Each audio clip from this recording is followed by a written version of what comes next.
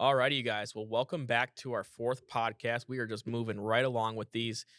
Before you put it in the chat or whatever, yes, I am wearing the same outfit as the last podcast. This is recorded at the exact same time as Nicholas Winers was. But at this event, I wanted to make sure I got a hold of some elite people that I surround my personal self with, that I've learned and been mentored by also. And this podcast is going to be an amazing one. I love this guy. His story is just crazy to me. He's a little bit older than me, has seen a lot more than me, but his story is just incredible. So I'd love to introduce. He's sitting right here next to me right now. So without further ado, is Marc Rubin, the Iron Man that I can never catch. He outproduces me every single month, every single year. And I'm proud to say that because you're the reason that gives me a reason to keep on going, right? Especially just like Matthew Weiner and that. You guys are the ones that keep me on my toes, and I always have a reason to keep on going. Because if I was at the top, I would get bored. Wow. Well, thank you. Well, that's quite an introduction. It's been a lot of fun working with you over the last couple of years as well. Yeah, it's definitely been a journey, hasn't it? So, It's been a great journey. oh, it has. The immense growth has been crazy. So, Man, I can't believe how far you've come in the last couple of years. yeah, I look back to the days I got started. I'm like, man, I can't believe Nick Theodore even helped me. Yeah, back in those days, I'm like, I don't know what he saw in me at that moment in time to where he stepped in and was like, I'm gonna help this guy. Right. We're Well, gonna, Nick's like that though, right? Nick yeah, Nick loves everybody. yeah, Any, insane generosity. Anybody who works hard, Nick's behind. Exactly. So, well, I'm just gonna get right into it, man. I mean, we're at this event. We just left it. Finally finished up. I think I'm finally done sweating for the day. So that I'm happy about that. Right, So, right. That's nice. but as the podcast statement, it's really zero from everything, right? So, I really like getting down deep into the nuggets of your journey of even before insurance, because I want people to understand is that we were normal people. We are normal people still. And anybody can do this. It's just whether or not you want to sacrifice the sacrifices that it takes to do this, right? It doesn't really matter what you do. There's a sacrifice involved. Exactly. Yeah. Whether you're working a 9 to 5 or you're working that midnight shift, there's going to be a sacrifice somewhere in there. And so let's start with, we were just talking a little bit beforehand, but you had said that you had ran a nonprofit. Kind of show me, how did you get into that first off? How long you were doing it for? And then some kind of key aspects of you were in it for so long, and why did you decide to start moving into different avenues? Yeah, I got into big into the health and fitness world around 2003, Okay. and I had a couple of nonprofits that we ran. I ran a company called, a nonprofit called the 10 Hour Foundation that focused on health and wellness and centered around a goal of mine to go under 10 hours in an Ironman, which I Hmm. was able to do at Ironman New Zealand in 2009, That's insane. which was a lot of fun. But I think, I was really overweight at one point in my life, like morbidly obese, like right, scary obese, and I gotta see photos of this. oh, it's bad. Thinking about this, I didn't even think about it. Been put two together. We do call you the Iron Man. I never put two and two together. That you were a fitness guy too. Maybe we need to talk because we've been getting a little bit hefty over here. So, I'm in the same boat. I'm in the So, same boat. But yeah, so anyway, I got in that, and that 10 Hours Foundation was about teaching health and wellness. And through that, I spoke at a lot of elementary schools and the like, and came up with creative ways to teach kids about eating right and being active. And I loved it. That was some of the most fun I ever had. And I also had a triathlon club that I started, and that was a lot of fun. We had a couple hundred people in it, and it's still going strong in Phoenix. oh really? You still have them going? No, I'm not. Well, I'm not involved anymore, Hmm. right? Because I stopped racing several years ago. But the club is still going strong, and I'm as proud as can be of those guys. That's awesome. That's awesome. So, how long were you totally in that field of About business? close to 15 years. 15 years. Yeah, a little bit less, but Hmm. somewhere right around there. Yeah, Yeah, that's a hefty time to be into something. I loved it. I still love it. It's Mhm. just my body doesn't love it as much as I love it. Hey man, it shoot, I'm younger than you and my body hurts still, but that might be because all the extra weight, but who knows? So we're working on it. We're working on it. I So got you. It's a process. right. So so 15 years. What year was that? Then when that ended? Oh, it's 2003 through maybe 2016, 17, Okay. somewhere there. Okay. So you kind of stopped right when the company was established. Then I did. I did. that's crazy to think about. Yeah. So. After that though, it sounds like your body was just kind of not there. You couldn't do what you needed to do. So you started looking in different directions, I assume. Yeah. I was trying to figure, what's the story? Hope is not an effective strategy, right? Hmm. And I was trying. I was spending a lot of time racing. I was doing 8, 10 Ironman events a year, and it was really my passion. Hmm. It was my passion for sure. And uh, one of my passions, my real passion, is watching my boys play sports, Right. right? But I was spending an awful lot of time racing and doing those types of things, and I was making money in my foundations, but it was time to go back to work. Um, all but one of my kids had were leaving for school, and it was time to start doing more for my family in terms of making money Hmm. than the things that I was doing. Exactly. Exactly. And from my understanding, you're a very educated man, correct? Well, I don't know about educated. Some folks have given me some diplomas, but I'm not sure if that Well, you means put in the hard educated. work to get it. I have done the hard work. I Hmm. have done the hard work. I've been blessed to be able to earn a master's in business Hmm. and a law degree. And I'm eternally thankful for those professors that believed in me enough to help me get through those programs. Right, right. It's crazy to me that you're in this business because I never thought of a day that I would be able to be comfortable speaking to a lawyer. So, I joke about it, but it's a serious thing, lawyer. I always thought, and I still perceive lawyers to be at a higher level at myself, and I got to stop on that perception. But going, it's on the same level as being a doctor in a sense. Well, Um, Brett, you're a pretty sharp guy, my man. yeah, but I don't got a degree, so I'm a Hey, dropout. So that that's works out though. so. So, Isn't Bill was it Bill Gates a dropout? he was actually a lot of. You have like Mark Zuckerberg. Elon Musk. Everyone's kind of dropped out and things, so that's why I was okay with dropping out. There you go. But Elon Musk dropped out as well. I'm pretty sure. Well, maybe he has his. I think he has an engineering degree, but I think he did go to Harvard at one point. I believe. Maybe I'm wrong on that. Right, I right. could be, but. Well, if Elon Musk jumped out, then I'm dropping out of everything. He's clearly got it figured out. Oh man, he's killing it. One day I'll be a 1% of what he does. Oh, I'd give anything. Right? Yeah. Right. I'd give anything So, for that. so were you doing out of curiosity, were you doing the law and the nonprofit at the exact same time? I was. I Okay. was. Yeah, I was practicing some law, mostly contract law, Okay. and then some law obviously related with the nonprofits. Right. Okay. And so so you got out of the nonprofits, and then did you go right into law and just did law full time then? Is that kind of the segue there Well, or there's a short period in which I was doing just law, okay. but I just man, I just wasn't happy. Hmm. At the end of the day, I just wasn't happy with what I was doing. Right. And I was trying to find something different. And I never thought at 50 years old I'd be looking through the one ads, Right. right? Yeah. And there I was going through ZipRecruiter and Indeed, and it's humbling. Hmm. It's really humbling to see how hard it is to make a living. You ever have people not respond back to your Oh, jobs? all the time, Isn't that crazy? all the time. It's like, man, I'm applying. And I have a great degree. I'm all this education. Nobody's responding back. Right, right, for sure. Yeah. No, yeah, but I mean, it was a very interesting time for me. Um, and of course, when John Schwartz from Equus reached out and told me about this opportunity, I was absolutely floored. Yeah. I thought it was too good to be true. You know, A lot of people do think that, right? which is it makes sense after you've been doing it for so long. I understand, and looks can be perceiving sometimes, but especially in certain businesses, it's just crazy that I couldn't believe it. It's funny that what we do is just a numbers game. And I love that because I have that engineering background, and numbers are my favorite thing to do and crunching them. But it was funny today. We booked as a team we booked 186 appointments today. That's fantastic. 186 appointments today off of leads.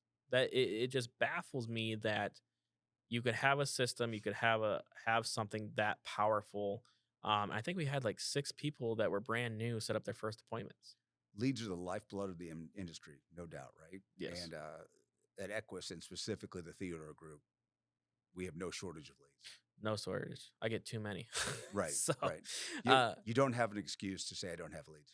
definitely not, definitely not. Now, so were we your first stepping stone? Because it seems like there's a because you got started in what year here? Uh, December of 19. 19. So what happened between 16 and 19? I just did more and more law. Just More and started, more. So it yeah, was law doing my, that was just consumed with law at yeah, that I was point. doing that. And I was chasing my boys around a lot. Yeah, that makes sense. Yeah, I have one boy that plays baseball Mhm. in college, and then I've got another boy that throws a shot put in college. So between travel leagues and watching these guys and helping them achieve their goals, I put myself, at a distant second. Mhm. Yeah, and if you guys are just now getting to know Mark, he is definitely a family man, 100%. Um, Gorgeous wife, Suzanne. Got to give her a nice shout out there. She is probably, I think she's your rock at least. The way it looks like she is, Well, anyways. I'm just afraid of her eyesight. I don't know what she was thinking, but I'm just thankful that she was thinking whatever it was. Yeah, exactly. So that it's an amazing thing to see you blossom in the career and be able to bring her with too, because y'all be traveling and having fun. It seems like. Well, she's a nurse Hmm. by trade, and when we started thinking about what it was we wanted to do for the, our next venture, right, Right. whatnot. Obviously, I couldn't become a nurse, so that wasn't an option, Right. right? And we looked at a number of different things to do together. And about 3 months after I started in this, Suzanne went and got herself licensed, and became, I guess, my business partner as well as my partner. See, So I just learned that too. I didn't know she was licensed. she is. You see that a lot with spouses though, and I think it's a great aspect because then they get to learn what it's like that you're going through, right? Sure. Because otherwise, sometimes spouses, they don't understand it, which is fair, right?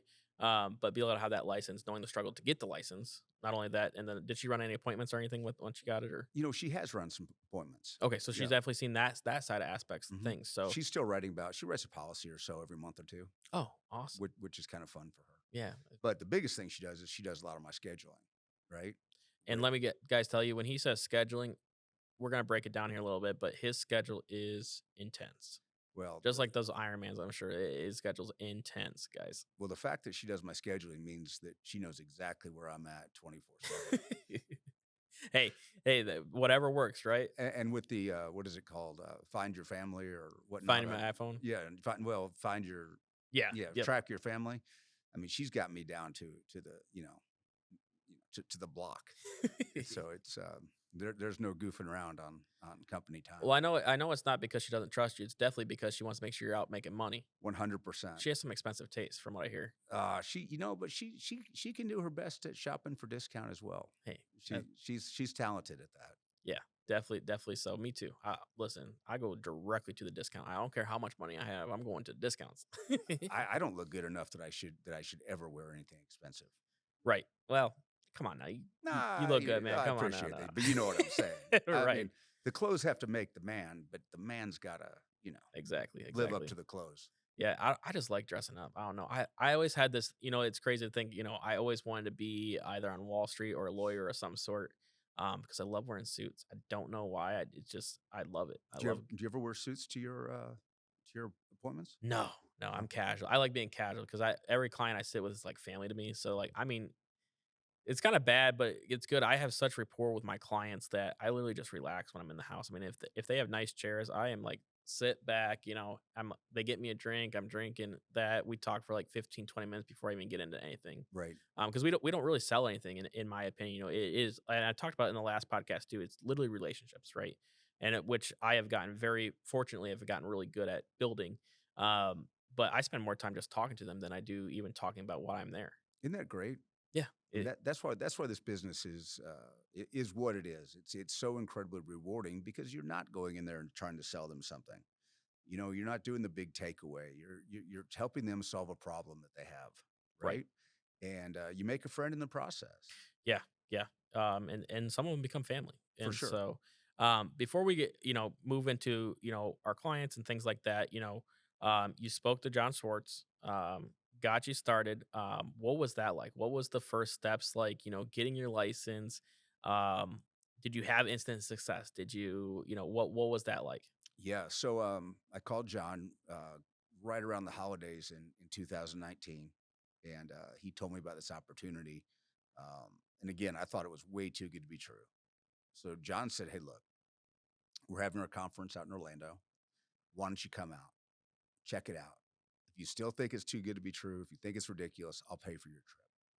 I was like, "Okay, I have nothing to lose here. I mean, this is a trip to Orlando, right?" That's a very generous offer there. Right, and he obviously believed me, just like he remains, Mhm. right, as he's continued to do. And I came out, and I knew within minutes, within minutes of meeting Nick and meeting Barry Clarkson and Rob Jones, right, and Bill Martin, and just watching the professionalism of yeah, involved in the Equus community, that this was for legit, and I had really fallen into something really, really, really cool.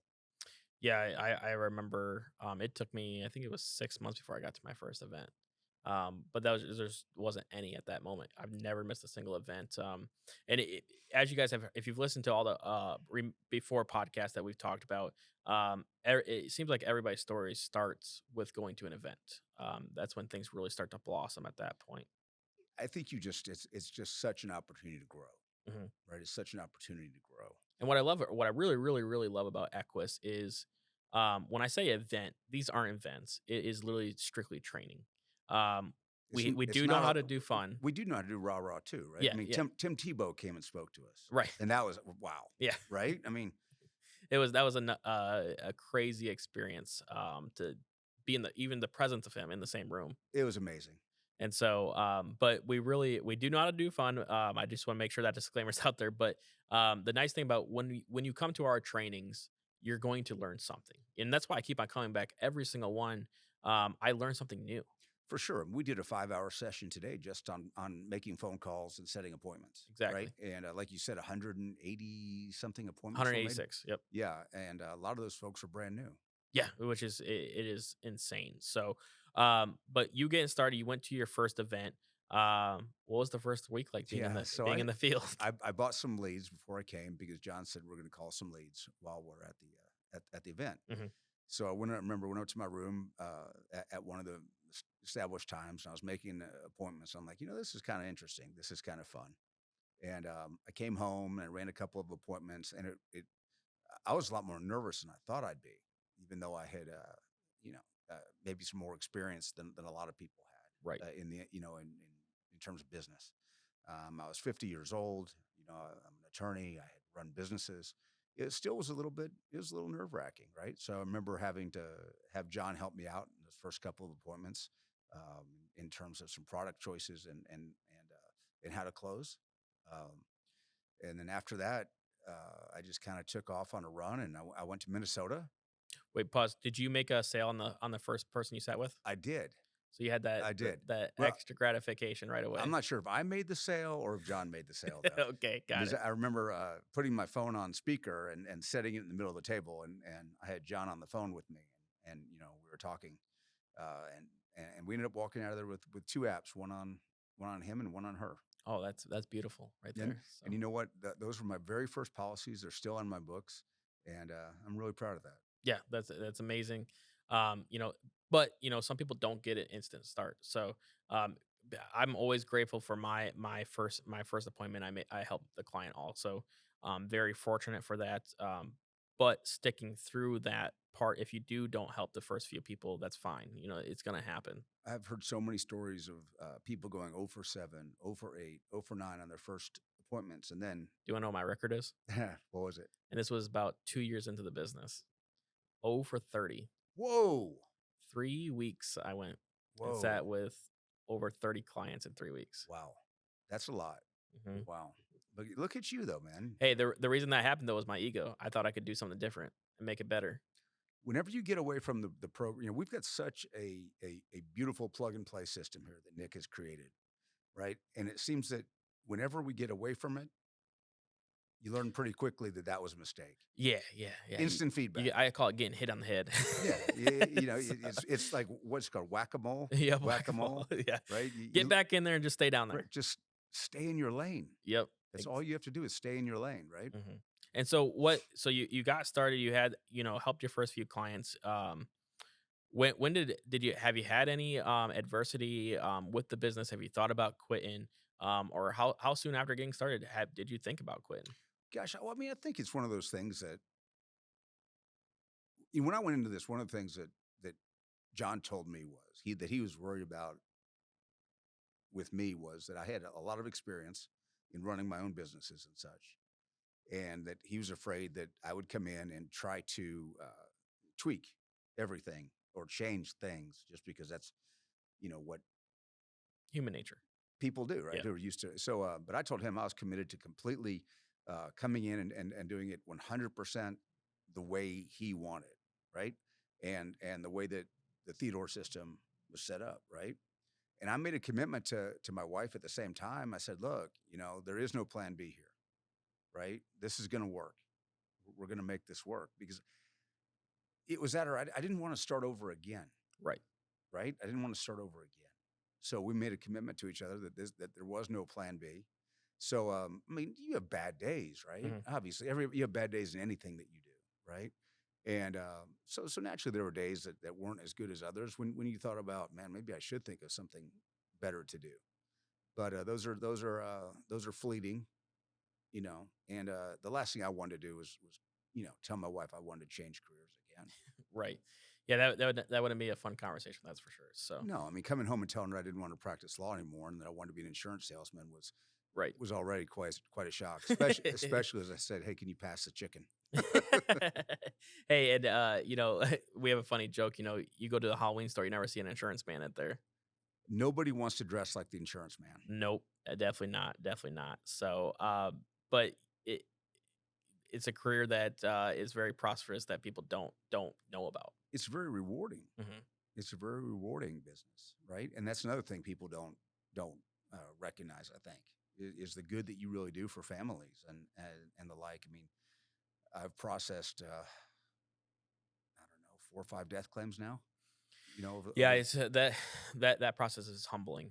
It shows you really why you're doing this, right? Yeah, And it become when you have your first death claim, this business becomes really very real. real. Yep. That's when it's like, oh, this isn't a joke, right? Mhm. We're really doing something, and our work affects a lot of people. Yeah, it does. You don't think about it during the time until, like you said, you do get that death claim. It's like when we write a policy, it isn't just for that one person. You're affecting a whole family. Whole family for sure. So when I look at a client, a client isn't a client; it's family. It's not a singular person. That's why when I'm sitting down with a client, I treat them like family because I want to know, like, when I don't say if the day comes, it's when the day comes. My mother passed away at 46, so I know that day comes quick and a lot quicker than a lot of people understand. And say so being able to sit there in that position of being through that, you can understand the other circumstances that happen behind the scenes when somebody does pass away or gets sick or ill or whatever it may be. Right. So, but it sounds like you committed to it. You said a thing that we love saying is there's no plan B, right? No plan B. And everybody I've spoken to, and so far we've done on the podcast, is they all jump in head first. Um, That's the only you can't put your foot in halfway in this business. You just jump in and go. yeah, it's crazy to think about. It's a scary thing to do, but I did the same thing. I dove in for head first, and hit my head hard sometimes. But Right. Right. being able to have that commitment in your, not only when you make that commitment, you turn into a different person at that moment. I feel because um, you're committing to yourself finally. 100%. And so that's an amazing part about it. So now I know you've had a crazy being here already. So kind of give me an idea what's your career looked like the first year, 2 years. Yeah. My first year or so, I just produced Hmm. on my own pen, right? And I don't remember the exact numbers of where I was at in the company. I was probably 15th, 18th, something like that, the first year. How many days a week were you working? 6 to 7 days a week. So Back you're then, putting in maximum effort. I was, Yep. yeah, and I think I did. We're not allowed to talk about money, are we? We are. Oh, we are. Yep. Oh, okay. Wow. Um, I think I made it close to $250,000 my first year. $250,000 first year. Yeah, That's I didn't know that. That's impressive. yeah, and yeah, and that made me very That's my happy. goal. I'm on pace for that this year. See that? I'm excited for it. I love it. Life is getting real fun. Right? Yeah, I thought 100,000 was great. Oh man, It's always nice when there's more money than less money. I haven't. We were talking about before this. I Nicholas Weiner. I told him that was my goal was to spend $1,000 in a day.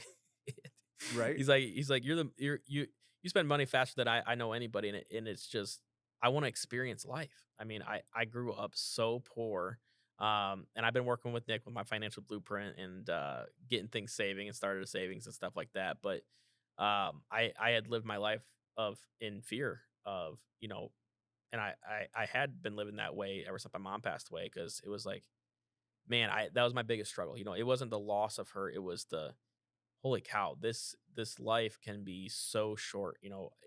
If I keep on the same pace that she did, I only have 20 more years. Right.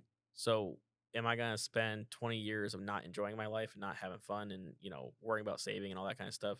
I wasn't before. Now I am, because I feel like there's gonna be longevity at this point beyond that because I'm able to now financially be able to afford special health clinics and things like that. I'm going into get blood work and fixing my health and getting it top tier shape and stuff. And That's fantastic. but that's what money can afford you, It right? sure can. I'm getting ready to purchase a cold plunge, get a infrared sauna because I want to Oh, try to those increase. are nice. Oh, You listen. put it in the house? Oh yeah, I'm moving in October into a big townhouse, so I'm Oh, gonna have room for whatever I want. that's gonna be legit. Yeah, yeah. Infrared saunas are nice. Oh, I can't wait. They look enjoyable, that's for sure. Mhm, So, mhm. but anyways, back to what we were talking about. So, $250,000 your first full year. Obviously, we haven't having the thing. It's disclaimer. It isn't typical. But what I always say and what we say here in the company is you have a chance, right? For sure, and then let me make sure, just to be clear, that was during the pandemic, Right. right? And people were buying insurance, Yep. right? And I don't remember the exact number, but a whole lot of that fell off the books as soon as people realized that not everybody was going to die. It's don't Let me be real careful saying that. A whole lot of people did die, and I feel horrible about that. Right. But there are a whole lot of people out there who thought everybody was going to die, Hmm. right? And everybody was buying insurance, Yep. right? And as soon as folks realized that there is going to be a limit to this thing and there's going to be an end to this thing, a lot of policies fell off. Yep. And then my numbers went back to looking, like a normal agent with my experience. So But that's a good that's good in business though because you had that success right away. And what did it had amazing first year. But I probably would assume, and you may agree or may not agree, but that diminishing part of that really was like, oh wow, there is more to this that I have to learn still and develop more in my skill. well, absolutely, right? Because at that point it was just like fish get in the boat and the fish jumped in the boat, They're right? just flocking They're in, just jumping in. There's right? more fish than boat, Yep. right? And yeah, but you pretty quickly realize this isn't the status quo, right? And you really need to learn how to be there for your client, how to I don't want to say manage, just not managing them, but it's how to take care of them, right? How to make them part of your family, Hmm. right? And be available for them and the like. So first year did amazing. What was second year like? Second year's a little bit short of that. Hmm. Second year's a little bit short of that, right? As we were coming out of the pandemic, I think I Hmm. was right around I don't know 190, 200, Okay, something gotcha, like that. gotcha.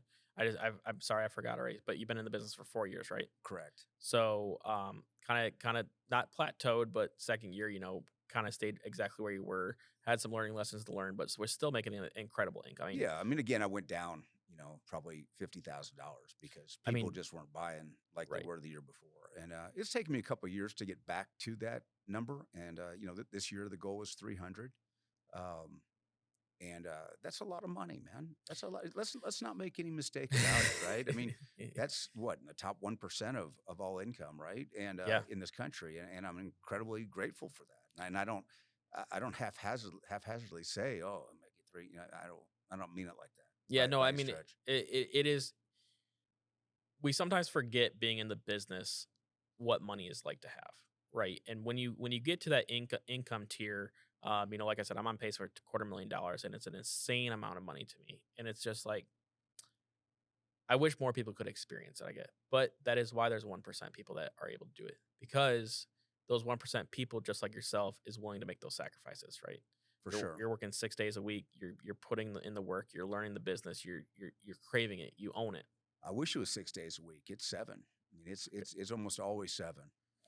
So you guys, this is why I can't keep up to him because I have an amazing lifestyle that I've been struggling to overcome. We're working on it. We just increased my schedule to 4 days a week. Nice. So the issue with me is I've gotten very efficient, as Dick would say, and so the efficiency has created some laziness, is that what you want to call it.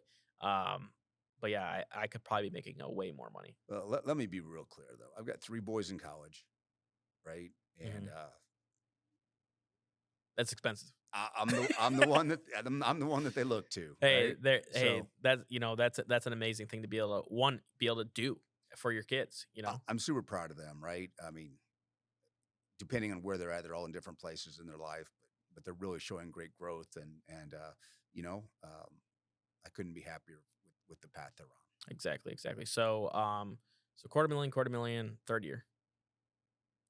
Mm, no, no, no, no. I went back down about Oh yeah, 200 the 200,000. second year. So Yeah. yeah, It's 200,000. probably about 210, two Okay. fifteen, Mhm. right? And then last year was like 230, 225, Okay. 230. So you're on that incline then again. Yeah, yeah. Yes, but this time now it's more about me than it is about fish getting the boat, right? Exactly. Yep. So So you've honed it on your craft, and that's what I've noticed also. You know, first year 96,000, second year 136, this year a quarter million. First 2 years was learning, right? First year had no clue what I was doing. I was just doing. I kind of like you. I When I came into the business, I had epically failed in a previous insurance company that went out when COVID hit. They were deemed non-essential, so I was left with holding the bag, as they say, right, right. with no money. Pretty much went homeless in a sense. I had to move in with my grandparents and things like that. Thank God for them, obviously. Um, but first year was crazy. I was making more money than I've ever seen before. Took it for granted. Got with Nick, got an Uncle Nick talk. Nice. If you don't know what those are, they're great. They're loving talks. We'll just leave it at that. Everybody should be fortunate enough to have one. Oh yeah, yeah. I need them It almost every month. well, it's very much get real. Yeah, It's there's no playing around, right? It's yeah. this is the way it is. If you guys don't have a mentor, and he doesn't need to be like a Nick that's worth, fortunately he's worth over $100 million and being able to be so fortunate in his life.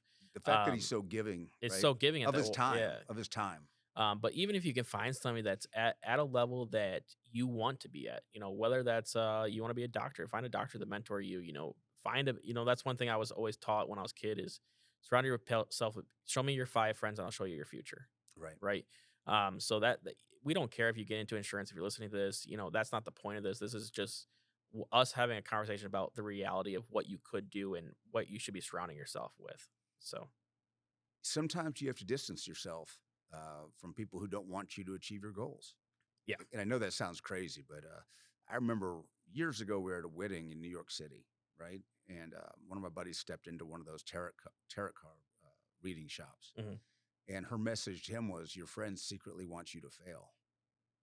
And looking back on that, that's very similar to what we're talking about now, right? It's the crab in the bucket, right? Yep.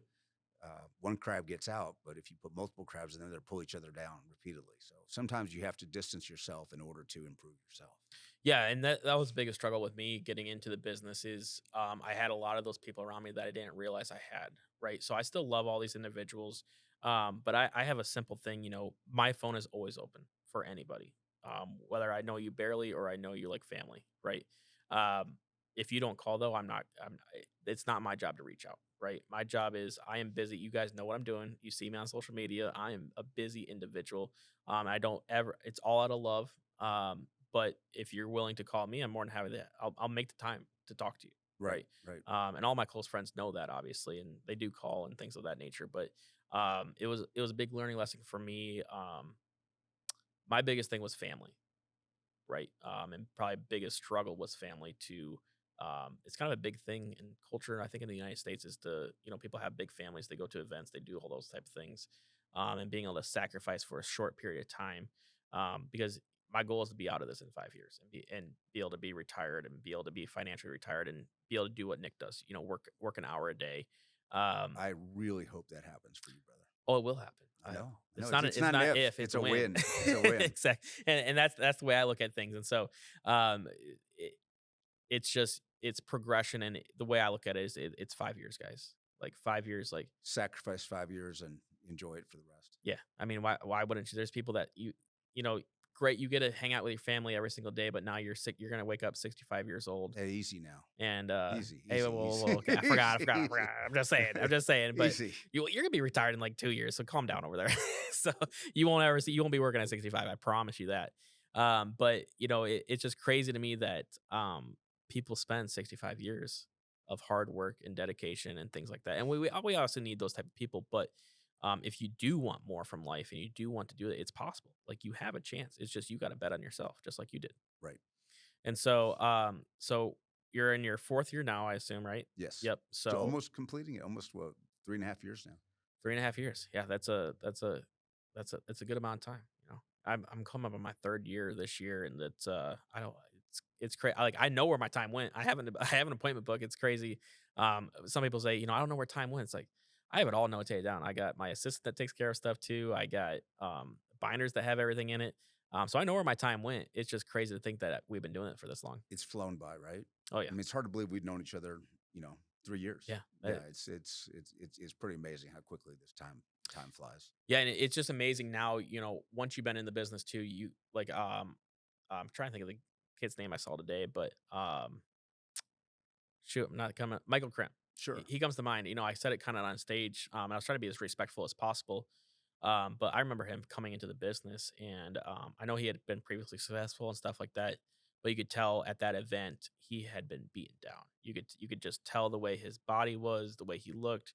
And those are the people I seek for when we're at events and things. Is because I want to try to do whatever I can to help these individuals. And so today and this weekend, he came in, and this is my second time seeing him. First time, I took him out. We went, invited him to places where we went. We went out go karting and things like that. Try to help lift those spirits. You're like, hey man, this is what life can look like. Just you got to do this right. From then, it looks like I mean, he committed. He lives in Maricopa County, where I live, Hmm. and we we've had some of the same clients, Hmm. and he's a great dude. Yeah, it's just it's amazing to see like what something like this or whatever you're getting into once you find your passion and your love. I mean, the man was looked amazing today. He loves the business. Yeah, you could tell he loved it. He breathed it. It was like air to him. Oh, for sure. So He's another one. I mean, no plan B. Here we yeah. go. No, I can't wait. I was walking out.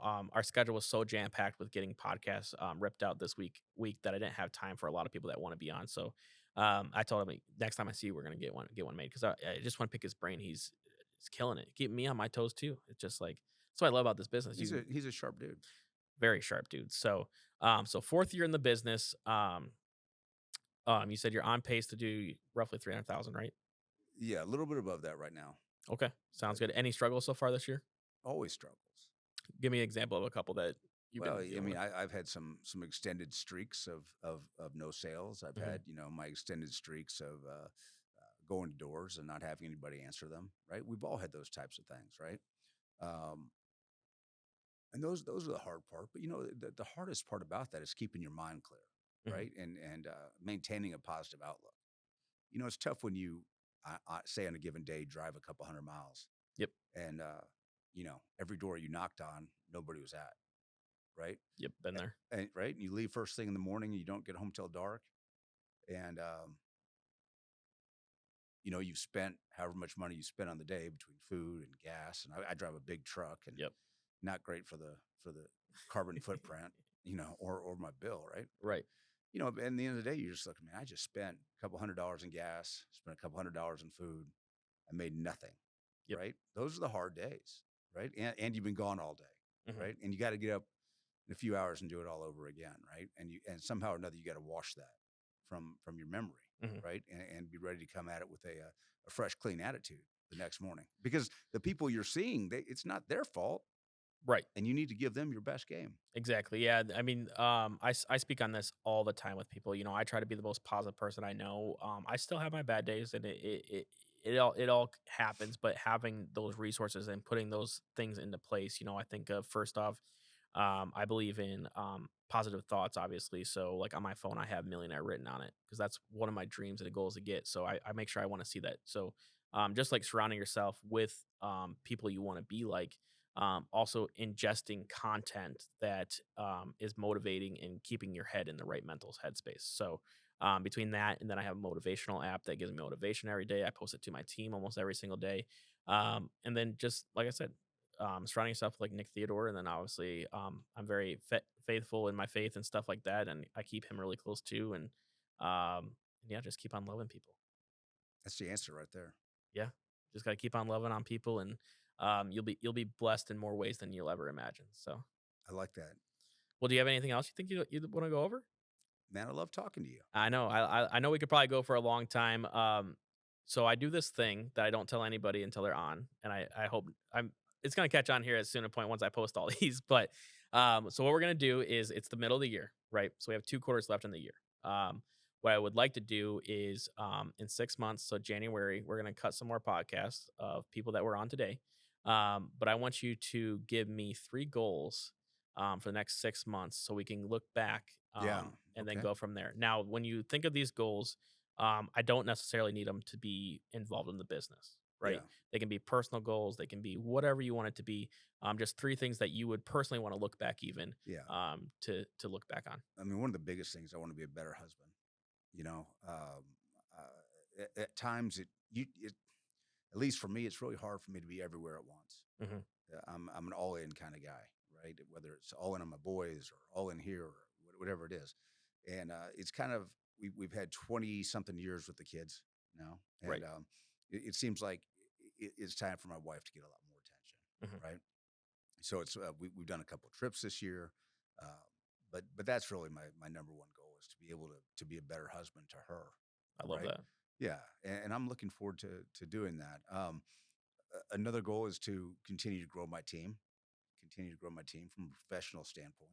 Where would you like to be at? I'd like to have 15 riders Okay. consistently by then. I love that. Right now, I have 8 to 10 Yeah. um, each month, right? But I'd like to get that to 15. Right.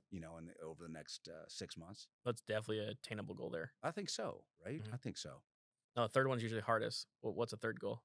The third goal, wow. The third goal is would be is a money goal. Hmm. Because it's not money in and of itself. It's money in terms of what you can do with the money, right? Exactly. And I would like to. I miss the traveling that I did years ago. I miss. I've been fortunate to go to Australia. I've been in New Zealand. I've been, Oh wow. Germany. I've been at some really fun places, right? And I miss not having the cash flow to be able to do that, right? Hmm. And hopefully by the end of this year, the cash flow will be sufficient that I can take care of my family in the manner in which they need to be taken care of, and have the money to be able to enjoy myself as well a little bit. Yeah, I mean, we've talked about it a lot just in this last hour or so. It's not the money that we're looking for; it's the opportunities to be able to have the lifestyle that we deserve in this life. 100%. Yes. You only So get to do this one time. one time, man, one time. So it's nuts to think about. It stresses me out sometimes. It's like man, when I'm laying down or I'm sitting on the beach drinking a cocktail, I'm like, man, probably should be still working, but I think I you know. saw you drink a few of those. Yeah, we can handle a few drinks. Like I said, guys, we do have fun. Yeah, So we went to Margaritaville together a we couple months did. ago. That's what. Well, I love trips just like yourself. So that was one free one too. So Right. Nick does those the best. oh yeah, A yeah, Nick Theodore trip. You do your job, Nick. Nick definitely rewards you. handsomely. And we went to what, 4 days? 4 days? 4 days in 4 days. beautiful Margaritaville. Had a pretty much a villa suite Right. there, and everything was free. Had some beautiful dinners. Beautiful dinners, beautiful people. Watched the rocket launch, We did watch the rocket launch, which I was forgot about really that. cool. It's about 100 miles away. You still could see it. Pretty awesome. Welcome to Florida, best place on earth to live. Right? It was beautiful. It was beautiful. Yes. I got my head burned. Yeah, that thing is pretty shiny, isn't it? It is. It is. It doesn't have any protection up there. Hey, well, I'll make sure to remind you of sunscreen next time, okay? I appreciate that. So, well, hey, Mark, I really, really appreciate you coming on. You did not have to do this. As you said, we could talk forever. I love talking with you. And I'm excited to see your journey and grow together with you too. So, I appreciate that, man. I wish you nothing but the best. all right. Well, thank you, man. And thank you guys for listening, watching, however you're doing it. And we'll catch you on the next one. Yeah. Let's go. We just gotta go hard.